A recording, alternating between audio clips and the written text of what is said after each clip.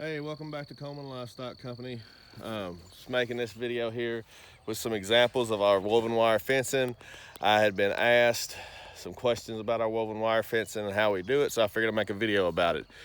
Basically, to start off with, we use 6-inch posts or 6-inch creosote posts, whatever. I've got another farm down the road, and I think we've used creosote posts on it that I've put those in. These are just the pressure treated ones. You put your 6-inch post in, about 4 bags of concrete per hole. This fence is built for cows because when we put it up, a guy was gonna rent this farm, put cows on it before I got into sheep.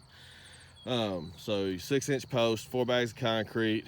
Instead of having a post for a cross piece, we put a paddle bit on a drill. We drill a hole in there, and we put in a T-post. That T-post will not rot out. So, hey, it's not anything just spectacular. It looks a little funny, but hey, it works.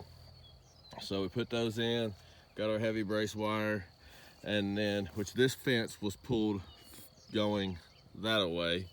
We actually started down there. I told somebody that I run these 125, we row 125 feet, put in a brace post. It's 250 foot roughly, and then we put a brace post in. The metal T-posts are every 8 feet. We stretch it. We've got a John Deere 5200 tractor that my uncle has, that we use on the farm, and that's what we use to stretch this. We use this woven wire stretcher that you buy that is a piece of 2x4. And it's a piece of 2x4 with a metal strip, and it's got some carriage bolts on it. You bolt it on, you put it on the back of the tractor on your lift arms, and you pull it tight. For it to get tight, you usually, that little tractors usually got the front tires off the ground. When we put the fence up and we pull it tight, usually it'll get everything nice, and then once we got it tight, we'll nail it on the post, at least the top of it, and then we go through here and we put the top clips on. That's why all these, the first thing we do is put the top clips on. It gets it up there, and then we'll go back there and finish putting the steeples in on the post, and then after that we'll come back and put, the last thing we'll do is put the rest of the clips on. And when we get done, we wrap the wire around. I'll show you just a minute. Wrap the wire around that post, and wrap the wire around the post, and then wrap it back on itself. Give it a little extra strength in case for some reason the staples fly out. But here's, somebody asked me how we would join the wire. When you run out of one roll, you get another roll, unroll it out, strip off first set of stays, and then you just wrap. You can't do this with gloves. Takes 2 pair of pliers, a lot of time. Takes about 30-45 minutes. You get a comfortable seat on the ground, and you get ready to bleed, because you will poke yourself in the hand and with a nice big hole with that sharp wire, and you're gonna bleed about once per every splice at a minimum. But it's ridiculously strong and it's great. So little pain, blood, sweat, and tears makes for a great fence. And I'll show you back down here on the end. We did the same thing. You wrapped it over, but it's not quite as fancy as that. And just wrap them. It gives them extra strength. We've got the barbed wire we put on. That's wrapping stuff over itself's kind of like, I guess, a trademark thing for us. We had where we did some barbed wire. Yeah, that's how my dad splices everything on fences. I do it that way. That's a splice on the barbed wire.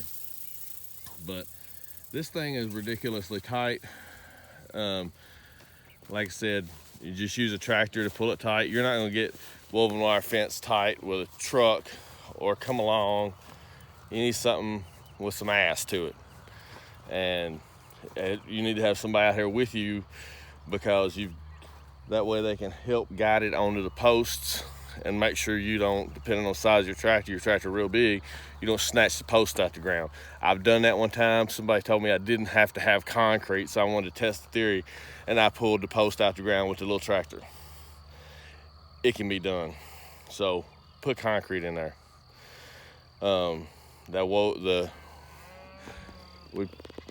There's the corner posts on this here smooth wire fence that I put up that I can't stand. And I got these do not have concrete in it because I had never put up a smooth wire fence, and it said I did not have to have concrete, but I tamped the snot out of them.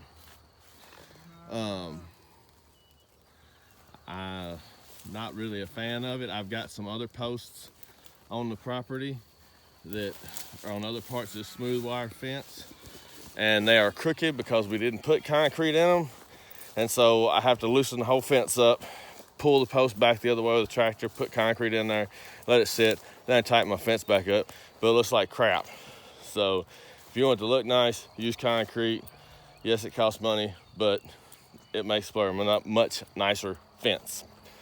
So if you got any fencing questions, I've got about 40 acres worth of fencing I got to take down here. Might even start on it tomorrow, I don't know. I really don't want to, but I probably will. But got a lot of fence to take down. If you got questions about fencing, just put them in the comments, ask, like, subscribe, questions, comments. I'll answer them best I can. See you next time.